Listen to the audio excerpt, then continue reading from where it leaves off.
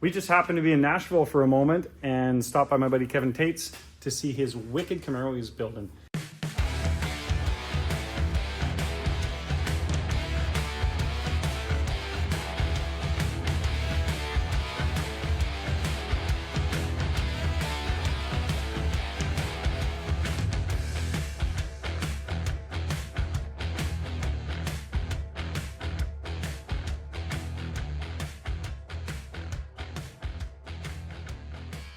The reason I say it's wicked because it's one of my favorite body styles, but better than that, Kevin is saving one from the absolute dead.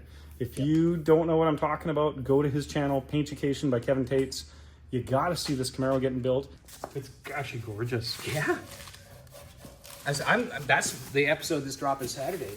So I'm absolutely... And I really like this. This has a certain amount of class. Oh, what do you do there? What do you mean? Well, you've seamed it, obviously. Right. Or did you glue them in place? No, I seamed it. I welded it, but it's a lap. There's no. Where?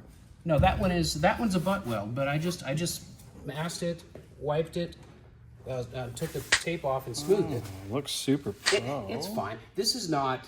It's not one of your cars. It's not a. No. This is what I have to do more of, and I do this. And I'm impressed with how good that looks. I really like how it's finished. Just fine. Yeah. And it is what it is. There's nothing wrong with a lap weld in a floor pan. No, I agree. There's so many lap welds in this car from General Motors. But you kind of never know how to cover it up without bondoing and spreading the Bondo. Yeah. That. And I didn't want to do that with this. That's not what this car is. No. And this is so you can choose whatever shifter you decide to put in it. Exactly. So yeah, yes. So essentially we back half this car. So, but that's that garden sprayer with just epoxy. Garden sprayer, I love it. Fence sprayer, deck sprayer, whatever you want to call it. And not a critique, but just an observation of choice. How come you didn't mini tub it while you already had a car that was down? Again, where am I going with this car? Okay. If I mini tub, sure, we could put a 12-inch wheel. Yeah. If I'm doing that, I'm doing big brakes. That's $4,000 each end. Gotcha. This is not what this car is for. This is to inspire people to work at home. I've rolled the edges. I've flattened the seatbelt humps. And you can still get a 10-inch wheel. I can get an 11-inch wheel. Oh, okay. On Z-Sled, I had a 315 with this program. with this program. Oh, then I had a little bit of deflection tire rub, but I can get a 295 on here all day long. So it's fine. You know? that's fantastic. Yeah. So we're gonna have that look. So the only reason I was asking, because we're doing a 68 Camaro, I'm following it. Yeah. but I believe what happens with those cars is they're so narrow on the quarter panel that you have to mini tub them to fit any sort of tire on. Because I know the 69 bumps out quite a bit more and you can get more tire under a 69. So that makes sense. I sliced and rolled those under. Okay, I'm with you. So that gives me a little more outboard, and I prefer that anyways. Yeah. That totally makes sense. Yeah. Very similar concept to ours, where we're trying to inspire people to do stuff without breaking the budget. Absolutely. So that's my whole goal with this. That's why I didn't put a new pan in. I had people say, why didn't you just replace the whole floor? Well, we blasted down to white metal. Yeah. Most of it was good. Yeah.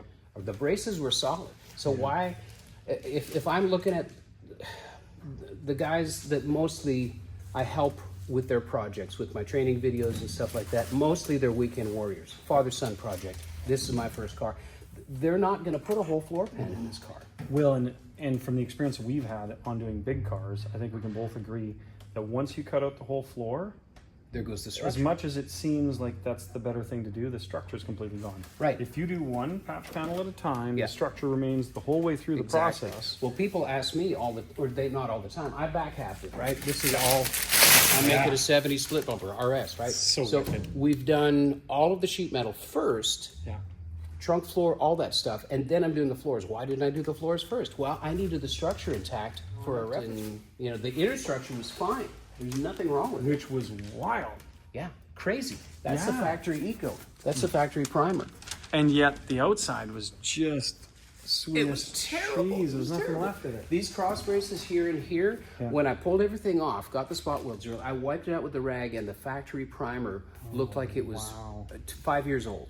So that tells me the bones are good. So let's build on the bones, right? And I'm most excited that you took a car that would otherwise be overlooked. Yep. A proper small back window car. Yep. that would otherwise not be interesting, and then you changed it to the round taillights, which is absolutely the best look. It's my favorite look. Yeah. It's the quintessential second-gen Camaro. And just to be clear, this car is becoming so difficult and so expensive to find and purchase Yeah. that this conversion is well worth it, because there isn't enough of these cars to go for the demand that's coming for them. Down here on Marketplace, I looked, because I'm not getting kickback from people, but I get a lot of questions from people, which I love. I love when people ask questions in the comments. But a roller, a basic roller that still needs all the floors, you're talking $6 to $8 grand. If you have something that's done with this, like if I get this on suspension with all the sheet metal done, all that type of stuff, it's a $15,000 rolling piece of nothing else is there. Sure. So I don't want to buy one. I want to make one. I applaud it. I was so excited to find out that you were going to do a conversion on it. It's inspiring. One of the coolest things that I've discovered doing this is my spot welder, my electric welder. Oh, yeah, right here. Oh, look at that. Harbor Freight, $120. Wow. It works great. I pinned the corners, went Look at the finish up work. Look at the follow through. It's done. That's it. It's already done. Yeah. So I've got, trunk drop offs to quarters, the tail panel to the cross rail, all that stuff is spot welded together. And I'm going to do these. Well, I had to drill the spot welds out to get the factory ones out because they were rotten. But there's a piece that goes here to here, the gutter, right? Yeah. Spot weld that sucker in. I don't have to. How are you going to body work in there? You don't. Well, No. if that's a no fun. Me and Tim were talking about It's making wasted standing days. blocks. Yeah, it's wasted days trying to do that. So that's fabulous. So I'm having a lot of fun with this build because I get to do what I want to do, and I can show my mistakes and I can show my recovery from the mistakes. And that's the goal. Yes. So. And we're not far ahead of you, other than we're not painting ours. Because for $5,000, Well, it's not getting a paint job. I did the math, and I think I'm probably, just with the sheet metal, I'm probably, when is this going to air? I don't know. Okay, I'm never going to make the $5,000. The square body that I've got, that every panel is rusting to the point where it's, that's my truck. For sure. It's a V8. We're going to throw a turbo on Sure. it. The idea that most restorations for a 60s Camaro over the last 30 years have equaled a bunch of parts getting thrown out that were reasonably usable. Yeah. And now, because of the the big resurgence in barn find cars and just having a functioning car rather than spending $300,000 to build one, some of that stuff can resurface. And what we've been building ours out of is just leftover parts. That's how we can keep it on a budget. Every window is going to have a scratch in it. The panels look ugly and they're not getting repainted. Yeah. The motor was a motor that was sitting in the corner of the shop, but that still gets somebody out cruising for $5,000. And I'm going to prove the point that if you take one day out of your life a week for a year, you can have a hot rod. Yeah. So there is no more excuses. Everybody that said, you guys are so rich and you have fancy cars, that's not the case. The biggest Just takeaway get out there and that do I something. get from Derek at Vice Grip is that you can get up and driving in a cool, fun car for very little money, but maybe a lot of time, maybe some mistakes, maybe some guessing, but you can get there. This car is going to be a 3-year, 2-year project. Yeah. I don't want it to be, but I know I'm smart enough to know that's the reality of it, right? I'm a year into it right now. Your level of workmanship is well above a lot of these sort of barn find I cars. appreciate that. Coming from you, that's a huge compliment. It's going to be a full-blown, it's going to be a nice car. It's going to be a nice you drive. won't be able to help yourself. You'll make it as nice as the last Camaro, and we know that. So it's going to be a nice driver. Hopefully you keep this one, because this is by far one of the best looking Camaros. I love my Z sled, but this car is exciting. Is exciting to me. Yeah. And I love the fact that I've resurrected a parts car. I got this on trade as a parts car. I traded an inline 6 out of a 67 Mustang to Derek for this car. Wicked. Yeah. That's an even better story. With no engine, no drivetrain in it. So this was a dead car. Yeah, a dead car, 100%. Yeah. So, and I had a 76 Rally Sport. You might have seen it last time you were here. Yeah. A little POS, and it was terrible. So I had them parked side by side. I'm looking at them going, that one's way more rotten than that one.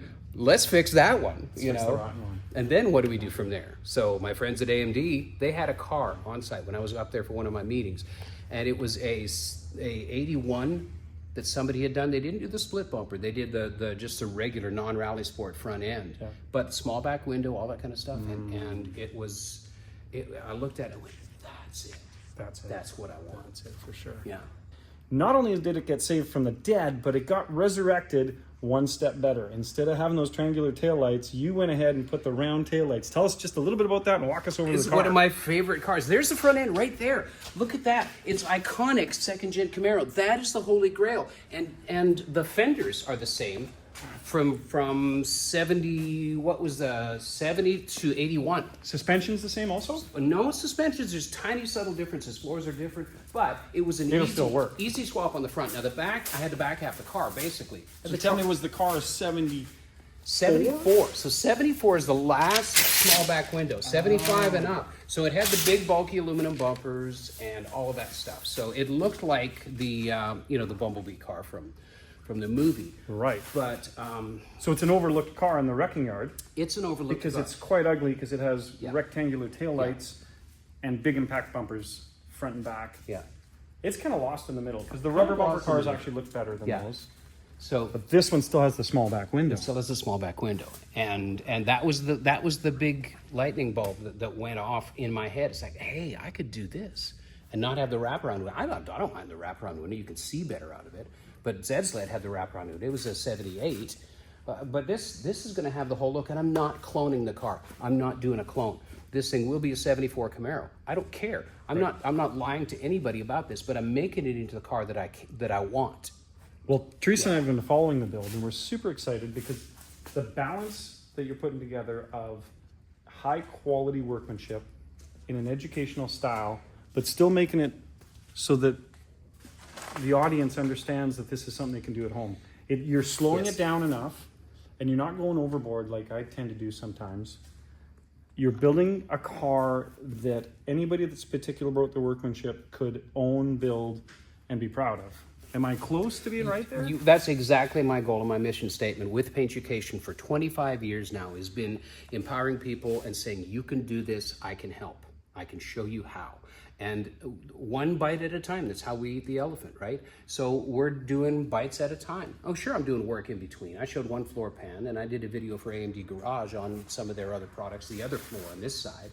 But my job is to get people out of the mindset that paint and body is unattainable. It's a skill. It's an acquired skill, and it's a learned skill, and anybody can learn it. You know this. You and I are both technicians. Yeah, absolutely. And I'm just going to say We didn't start out in life understanding body work right out No. of the crib or right out of high school. we got to the We level- both liked cars enough and didn't have the finances, so we had to teach ourselves. And we had loved it enough, and it gave us back enough. That's the big thing for me. It gave me back enough to be really inspired to put more into it. And so it's been this thing. I want to be a better technician. I want to pass on my skills. You're the same way. You want to give back, and it's a wonderful thing that you're doing on your channel and all that kind of stuff. But the thing I love about one bite at a time is that anybody can do it. Right.